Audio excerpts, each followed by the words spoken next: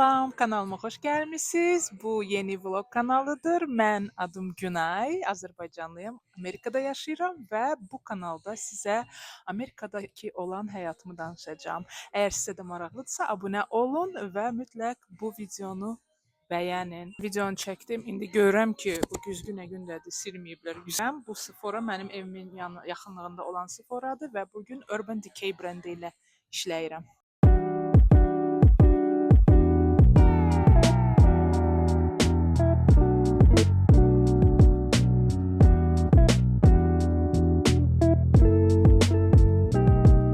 Bura mənim üçün sadəcə bir mağaza deyil. İstəyirəm sizə biraz buraları göstərim. Bura mənim üçün sadəcə bir mağaza deyil. Həqiqətən sevdiyim və hər dəfə gəldiyimdə böyük həyəcan hiss etdiyim bir yerdir. Əvvəldən qeyd etdiyim kimi bu gün Urban Decay brendi üçün burdayam və Urban Decay-in məhsulları ilə insanlara necə gözəl görünə biləcəklərini göstərmək və onlara özlərini daha inamlı hiss etdirmək çox xoşuma gəlir. Bu işdə ən sevdiyim hissə isə insanlarla tanış olmaqdır. Hər kəsin öz üslubu və gözəllik anlayışı var və mənim üçün bu fərqlilikləri vurğulamaq böyük bir zövqdür. Əlbəttə ki, burada sadəcə məhsul təqdim etmək deyil, insanlara onları necə istifadə edəcəyini öyrətmək və onlara ilham vermək də mənim işimin vacib hissəsidir. Hər dəfə Sephora'ya gəldiyimdə yeni insanlarla tanış oluram. Onların hekayələrini dinləyirəm və onlara makiyaj dünyasında kiçik bir toxunuşla necə böyük fərqlər yarada biləcəklərini göstərirəm. Ümid edirəm ki, siz də mənimlə birlikdə bu enerji və yaradıcılığı hiss edəcəksiniz. Bəs sizin ən çox sevdiyiniz makiyaj brendi hansıdır? Və ya dəri baxımı brendi və ya saçınızı qulluq etmək üçün hansı məhsullardan istifadə edirsiniz? Rəylərdə mənimlə bölüşməyi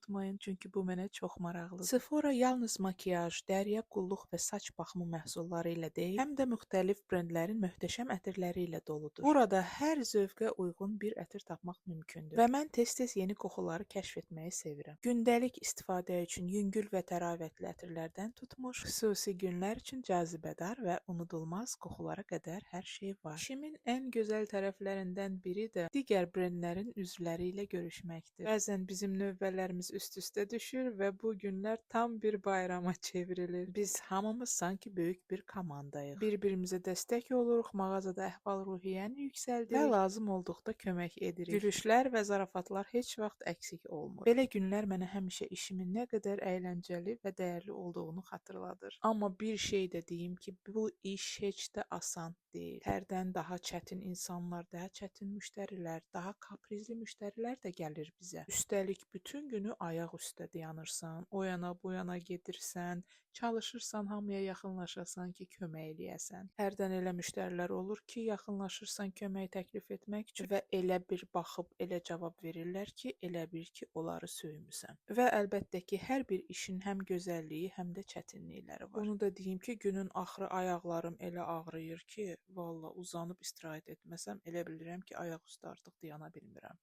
Artıq bitdi, axşam saat 8-dir və evə getməmişdən qabaq deyirəm gedim bir marketə, bazarlıq eləyim, amma sadəcə olaraq meyvə almalıyam. Çünki yeməyə hələ heç bilmirəm, planlaşdırmamışam ki, rasionuma nə qatım. İndi Smart and Final mağazasına gəldim. Burada həmişə çox yaxşı təkliflər və endirimlər tapıram. Adətən alış-verişə gedəndə nə alacağıma görə mağaza seçirəm. Hər zaman ən yaxşı təklifləri tapmaq üçün müxtəlif mağazalardan alış-veriş edirəm. Və bu mağazada təzə meyvələr həmişə çox yaxşı olur. Ona görə də burada alış-veriş etməyi çox sevirəm. Bu dəfə biraz banan, endirimdə olan üzümlər və bir neçə alma almaq qərarına gəldim. İndi isə alış-verişimi bitirib evə gedirəm. Və siz alış-veriş edərkən hansı meyvələri sevirsiniz? Və ən çox hansı marketlərə gedirsiniz? Bazarlığınızı harda edirsiniz? Mən artıq 12 il Azərbaycanda olmadığım üçün bundan xəbərim yoxdur. Ona görə də xahiş edirəm mənimlə bölüşün, çünki bu mənim üçün çox maraqlıdır. İndi isə gəlin baxaq, sadəcə banan, üzüm və alma üçün nə qədər pul ödədim.